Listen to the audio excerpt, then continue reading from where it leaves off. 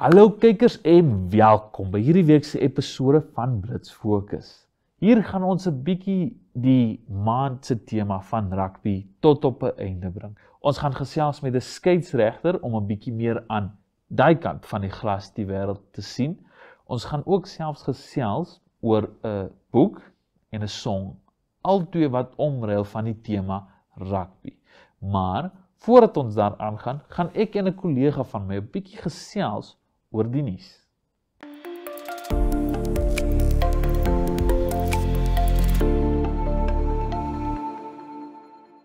Hallo en welkom terug by hierdie episode se gedeelte van die onderhoud.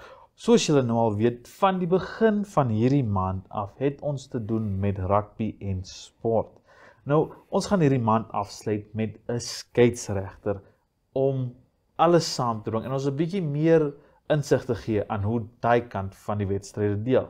Wil jy jouself graag voorstel vir ons?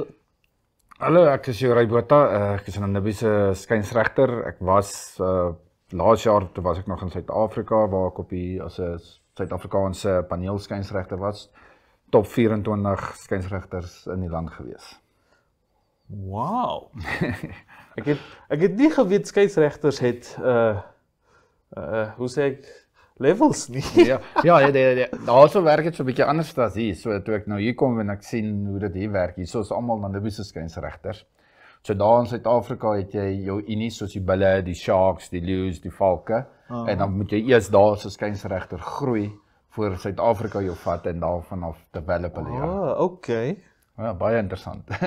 Dit is, kyk, ek is nou wel nie so groot sportsman soos Anne-Marie nie, soos julle weet mos nou al op hierdie punt, maar dit is eintlik interessant vir my om iets soos dit te leer. Ja, dit is baie ure en tyd gewees Ek sal so om daar te kom.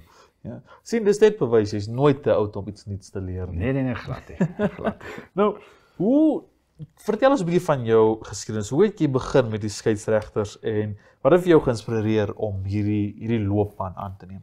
Jong, laerskool het ek lekker rugby gespeel. Ek was daar in 'n klein skooltjie, Laerskool Sandra daar in die Mpumalanga wêreld. En ek het altyd ek was 'n skramskakel, losskakel. En toe later in die hoërskool toe gaan, toe begin ek atletiek doen. Toe moet ek op atletiek en cricket eintlik. En toe moet ek begin kies wat se sport ek wil doen, want ek was ook 'n internasionale atleet gewees vir Suid-Afrika. Gehardloop. So en na dit toe kom ek terug, toe was ek nou weer 'n bietjie lus vir rugby en toe ek sien hoe groot die ouens geword het en ek het so klein gebly, toe begin ek maar as skeieregter. Pas maar die groot manne rond. Ja, ek die kleintjie. 'n bietjie meer woord van die veld. Wat is die grootste uitdaging wat jy op die veld teëgekom het en hoe het jy dit gehanteer en seker gemaak dit was uitgesort? Ek dink die groot ding is en dis eintlik is maar 'n mental thing as ek so kan sê is as jy ek het in plekke in Argentinië en in Chili gaan blaas wat jy letterlik in 'n hok blaas. Soos die sokkerwedstryde, daar's flares, daar word blikke gegooi, daar word bottels gegooi. So jy moet heeltyd jou kop in die game hou.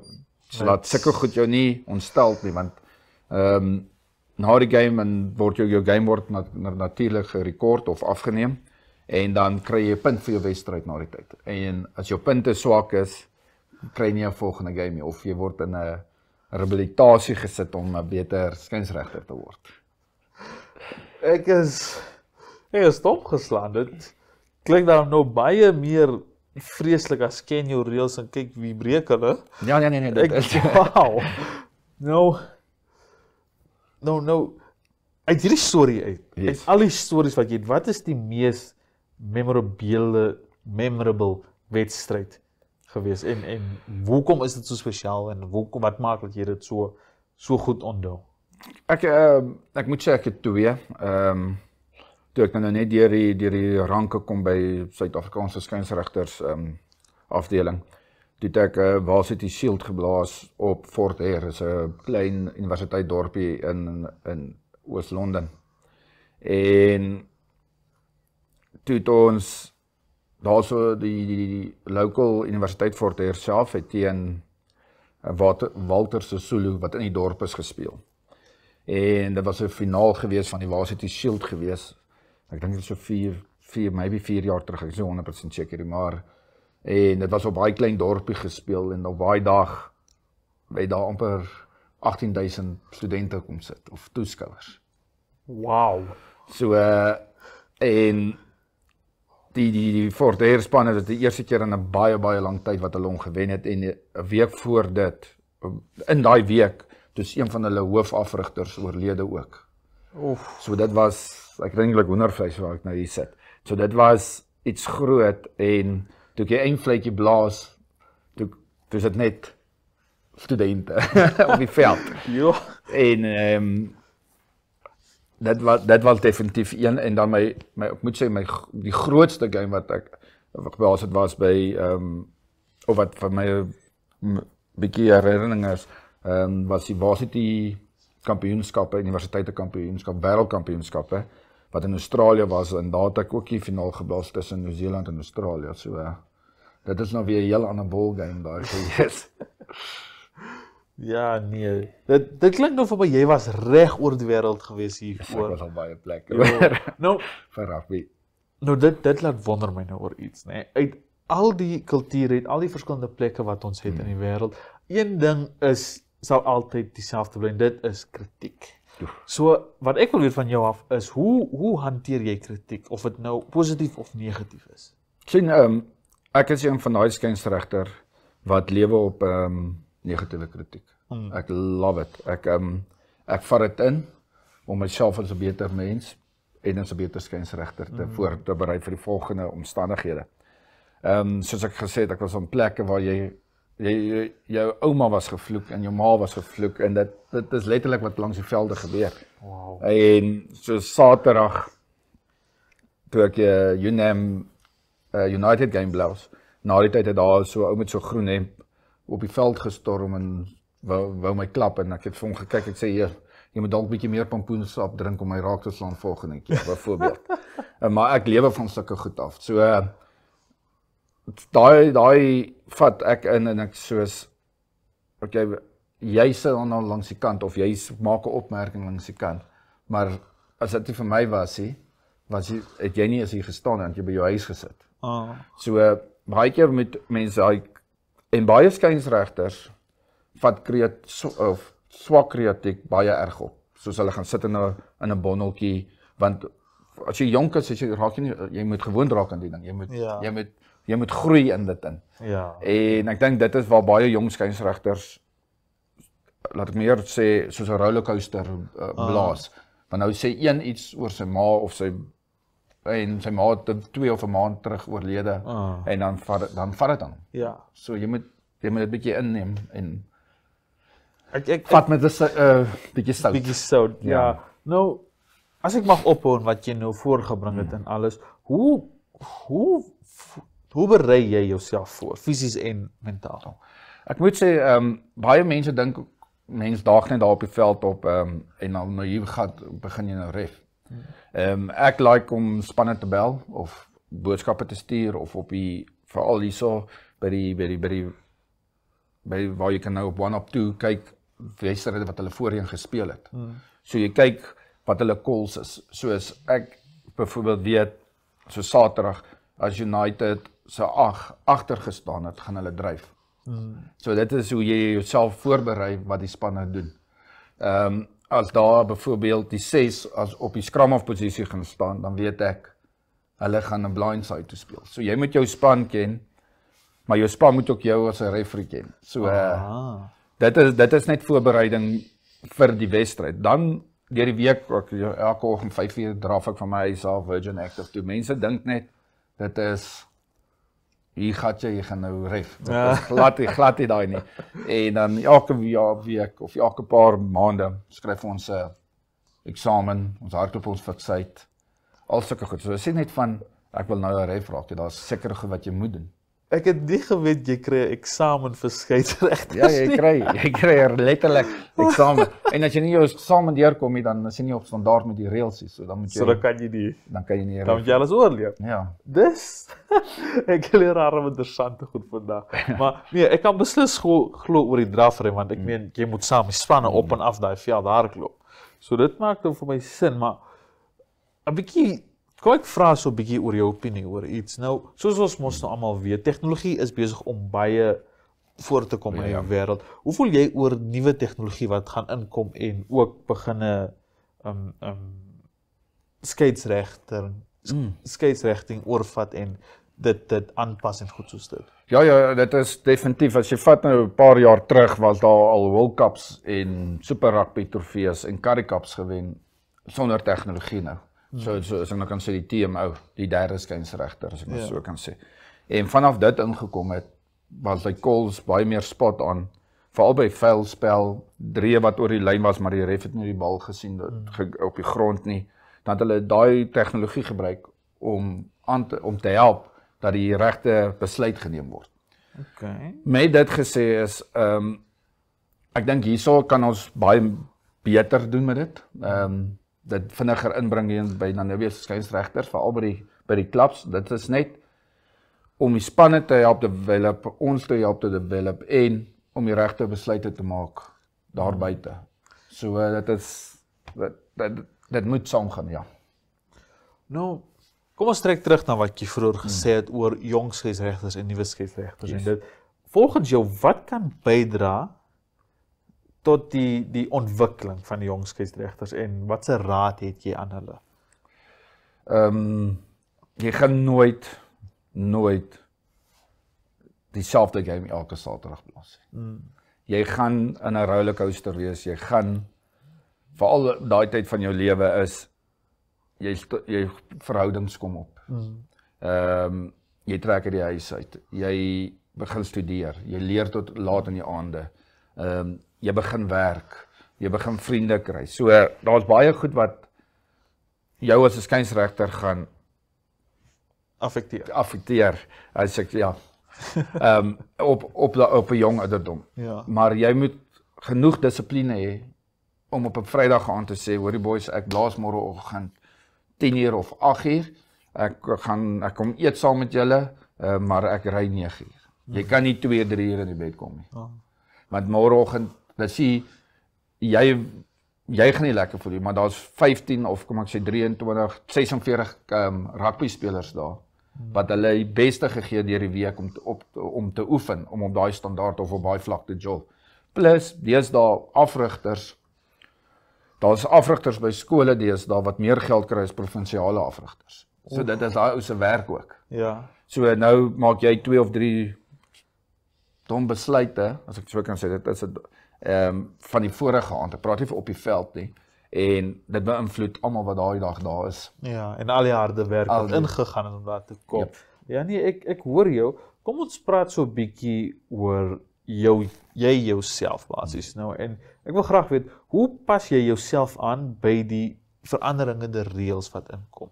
Want ons almal weet, ons reëls sal nooit eenvoudig bly. Ja nee, kyk hulle okay, so en dit is eintlik 'n goeie vraag wat jy vra en ek wil dit daar buite sit. World Rugby te page, internet page, gaan daar op tot die eksamens is daarop. So jy as toeskouer of 'n ouer wat daar buite is wat wil seker maak oor 'n reël, is daar vrae oor daai reël plus videoklips. Okay. So as jy nie seker is oor byvoorbeeld die nuwe lynstaan call wat as jy nie compete in die lyn staan nie en die ou gooi skeef, dan blaas die referee meer die fluitjie nie. Maar nou sit ons Saterdag daar in en uit as toeskouers en die bal word skeef aangegooi, maar die bal is skeef, hoekom ons dan nie 'n skram gegee nie. Ja. So gaan op daai webblad en dan gaan kyk na die reëls en goed wat verander. So ons is geregistreerde refs, Namibiese of Suid-Afrikaanse refs en dan by World Rugby is jy geregistreer, want jy kry level 1, level 2, level 3 skeieregter ook. Okay. So elke keer as daar 'n reël verander, kry ons 'n e-pos, gaan op die link en dan verduidelik hulle ons die reël en ons kyk die video van die reël. So jy hoef nie self te gaan opsoek en alles. Nee, hulle daarby help. Moet ek sê, kry jy baie hulp van. Dis daarom 'n goeie ding, want ek sou daarom baie jammer voel vir die skeieregters wat moet fisies gaan en elke keer al die reëls so kyk van wat verander. Maar jy het 'n interessante ding gesê, so die tegnologie. Jare terug was dit nie daar nie. So jy moes dit doen. Jy moes dit doen, Ja, of as jy nou vat die vorige die boek generasie gaan haal. ja, die boek gaan haal. Nou, kan jy vir ons 'n voorbeeld gee van 'n moeilike besluit wat jy al op die veld moes geneem het en hoe dit hanteer was? Ja, ek een van daai skynsregte, ek is baie erg op dissipline, nee. En moeilikste besluite vir my altyd is om 'n skoolkind nader te roep en ek praat van die laerskoolvlak. Senior mans weet, as hy 'n ou slaan, hy weet hy was skuldig, dit is eenvoudig. Maar op 'n laerskoolvlak 'n seentjie te roep op 12, 13 jarige ouderdom, sê seun, jy het nou moeilikheid gemaak. Nou moet jy nog 'n rooi kaart voor almal uithaal en die seun afstuur, as ek nou so kan sê. So dit vat altyd aan my. En na die tyd dan gaan ek na die seun toe want hy weet hy was verkeerd, maar op hy leer ook manne nog. Ja, op daai ouderdom leer hy ook. En dan gaan ek altyd, dan sê ek nee, dis nie so erg nie en dan ja, maar as ek nou so kan sê, dis trane en dit sulke lang krokodiltrane en goed wat loop. So dit is maar altyd die hartseer saakie vir my daai. En dan ja, ek moet sê dan ernstige beserings, ouens se loopbane wat in 'n kort afgesny word. Oogknip verander, soos 'n been wat gebreek word, nekbeserings. Jy sien nou jou ouetjie word afgedaal, môre lees jy in die koerant. Sy loopbaan is klaar, sulke goed. So dit is maar altyd ook een wat aan my bietjie byt.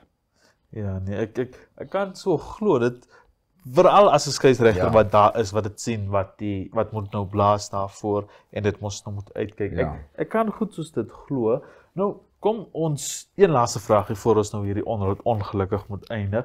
En dit is nou, wat is jou raad aan jong skeieregters, mense wat wil skeieregg in die toekoms? Wat se raad kan jy gee aan dit?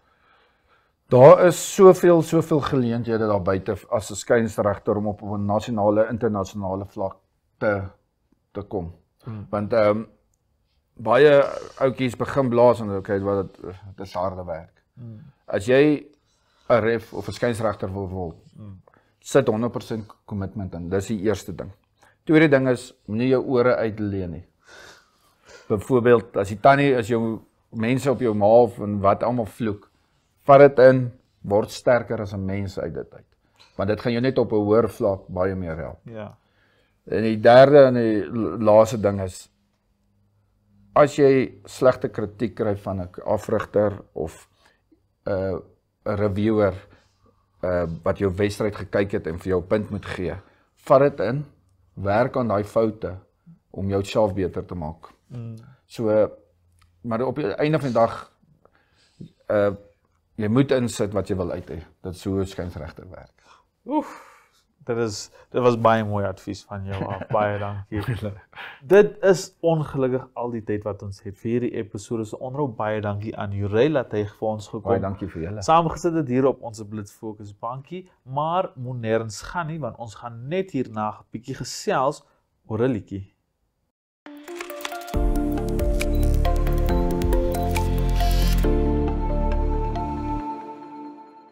Hallo en welkom by hierdie gedeelte van Nuut op die Rak, waar ons hierdie maand gaan afsluit met rugby.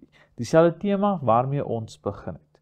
As ons nou praat van rugby en ons praat nou van boeke, moet ons natuurlik nou ook gesels oor Rassie. Stories of Life and Rugby. Dit is die autobiografie van Rassie Erasmus, een van Suid-Afrika se mees invloedryke rugby figures. Ek is nie so seker oor daai woord nie. Nou, dit vertel ons meer van sy geskiedenis, hoe hy groot geword het met moeilike kinderjare, 'n alkoholiese pa. Dit vat ons deur sy lewensreis. Dit vat ons deur sy opgang as 'n briljante, maar onkonvensionele speler en ook uiteindelik as 'n bandbrekende afrigter. Hierdie boek vertel ons dat dit is nie altyd nodig dat jy hoef op te gee nie. Jou geskiedenis, die lewe wat jy het, maak saak hoe moeilik nie. Dit sit jou nie deur dat jy moet opgee nie. Dit moet jou nie so sit dat dit jou vasdruk en dit jou keer van om jou drome te bereik nie. Nou, dit vertel ons ook dat dit is 'n daad van transformasie sonder opspraak. maar ook dit vertel ons meer van sy persoonlikheid, sy persoonlike stryd, dit insluitende die gesondheidsprobleme en botsings met die rugby establishment. Met medeskrywer David O'Sullivan se bydra is die vertelling toeganklik en boeiend. Vol agter die skerm stories en emosionele eerlikheid. Nou, hierdie is 'n boek wat elke rugby liefhebbers, hy woord klink nie reg nie, vir enige rugby liefhebber of leser wat belangstel in leierskap en persoonlike groei, is hierdie boek 'n waardevolle leeservaring.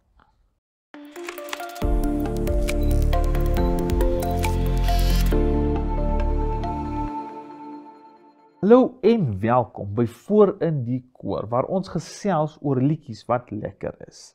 Nou vir hierdie episode gaan ons 'n bietjie jol met die einde van die rugby tema vir hierdie maand. Nou daai van julle wat wonder, hoe gaan ons jol? Dis eenvoudig. Die liedjie is Back die Bokke deur Early B. Nou julle rugby fans, julle weet presies wat se liedjie ek van praat.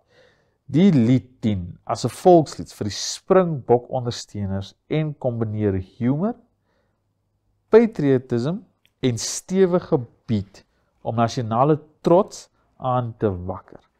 Nou, in die lirieke beskryf Early B 'n tipiese Suid-Afrikaanse rugbydag. Vriende wat saambraai, kinders wat speel en almal wat wag vir die Bokke se wedstryd.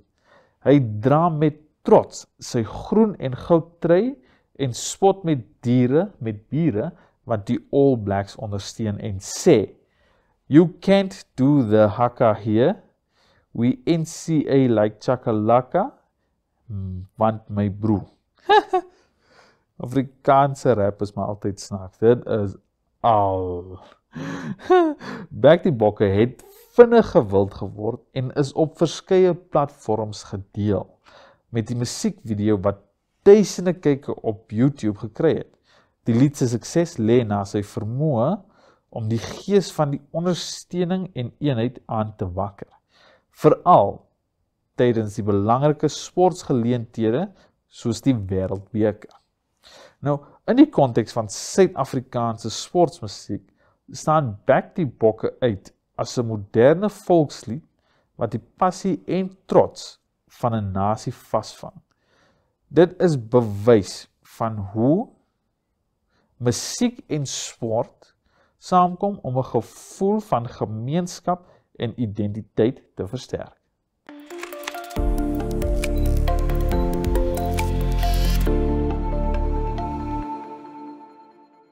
Dit is ongelukkig al wat ons het vir hierdie episode, maar moenie worry nie. Ons is elke Woensdag word ons uitgesaai op 1up2 en op GoTV en DStv. Julle ken mos nou al die kanale, DStv is 285 en GoTV is 25. Moenie vergeet om aan te hou kyk na ons sosiale media nie, om te weet wat agter die skerms gaan en ook 'n paar vrae wat ons nou en dan uitsaai na ons fans, so te sê. Ek is nou nie seker oor die Afrikaanse woord op die oomblik nie, maar ons sien julle weer volgende week.